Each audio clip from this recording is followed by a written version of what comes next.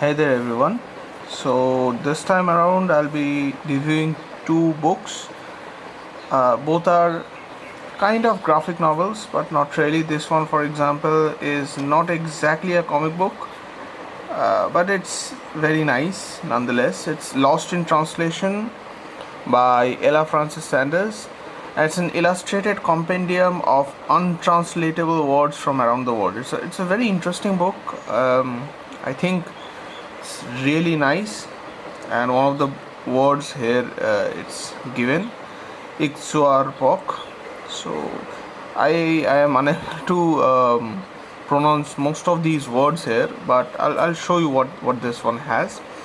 So this is the first book, and the next one would be Laxman Rekhas by R.K. Laxman. So this is a Times of India presentation. It is a compendium of R.K. Laxman's comics on the common man. So if you do not know, R.K. Laxman is a genius cartoonist from India. So this covers quite a few of his very famous works, and I'll show you what this one has. So both are hardcovers. I'll start with this one. Skip this one aside for now. So Lost in Translation by Ella Francis Sanders. So I'll give you the blurb. So no, there's no blurb. This is just the back, and so you can pause that and read that there if you want. So let's open this book up. So this is literally a compendium of different words with a little bit of illustration to show. So for example, this is one word, glasswin, and noun. This literally means a blue smile, one that is sarcastic or mocking. So and then there's a dedicated part on where this has originated and what this actually translates to. Well, the translation is here. This is maybe a little description on what it actually means, where it came from, and so on. I'm not very sure if that is focusing. Let me see. Yeah, you could pause that there and read maybe. And then I'll give you another word, warm dusha. Okay. So I have not read this whole book. I've decided to read this like one word at a time, maybe when I'm feeling low. And it's very interesting. It keeps me going through.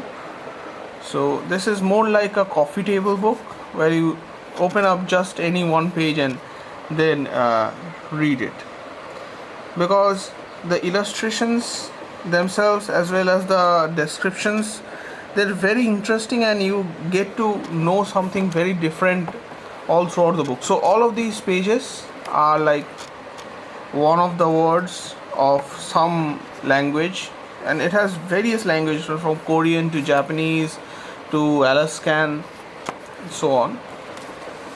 And then at the okay, you have Sanskrit as well. This is the very last word. So I can tell from my own experience, since I'm Indian, this is literally pronounced as kolpo, or rather in Bengali, which is a branch language for Sanskrit, it's pronounced as kolpo.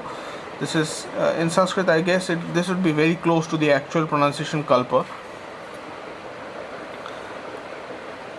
So there's also a noun, yes. And then at the end there's a author, about the author.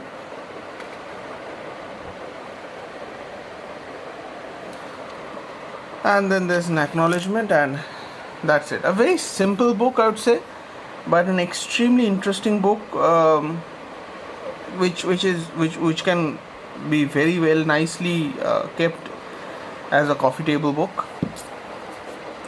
And then we come to Laxman Rekhas. So this is from R.K. Laxman. So this is slightly torn on the top, as you can see. I got it, as most of my books, I got it second hand.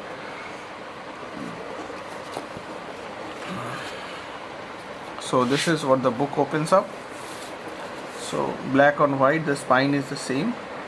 This is a signature autograph from Mark Laxman there. It's printed autograph. Just keep this back. This is Deepthi Pillai at the top because it's a second-hand book. I tend to usually pick these up at second-hand markets, which is mostly in Kolkata or Delhi.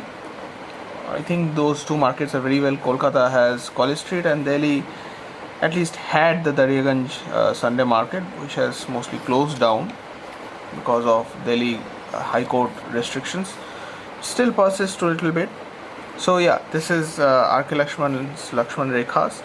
So I had no idea Laxman was so politically motivated before I read this thing. So I'll give you a few examples.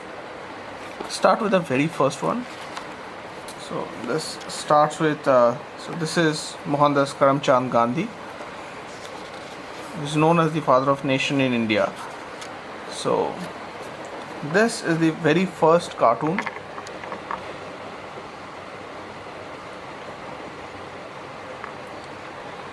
And that's Nehru, and then there's an anti-Hindu code bill.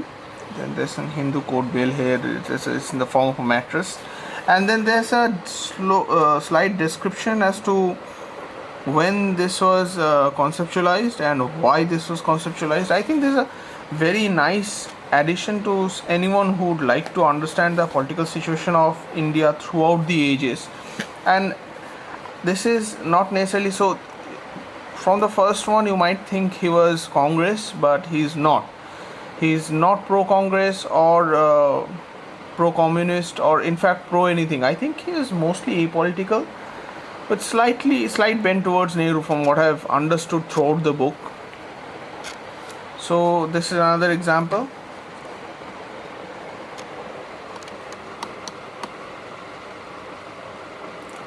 And why this was there, here you have one.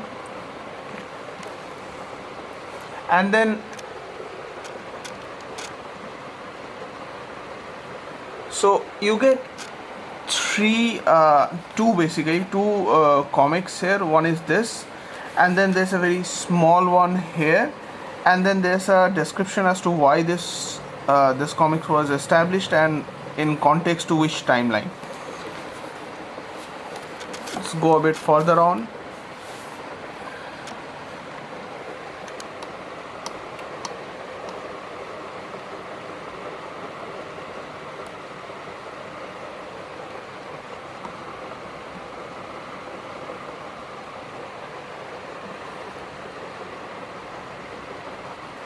So as you can see, it's not just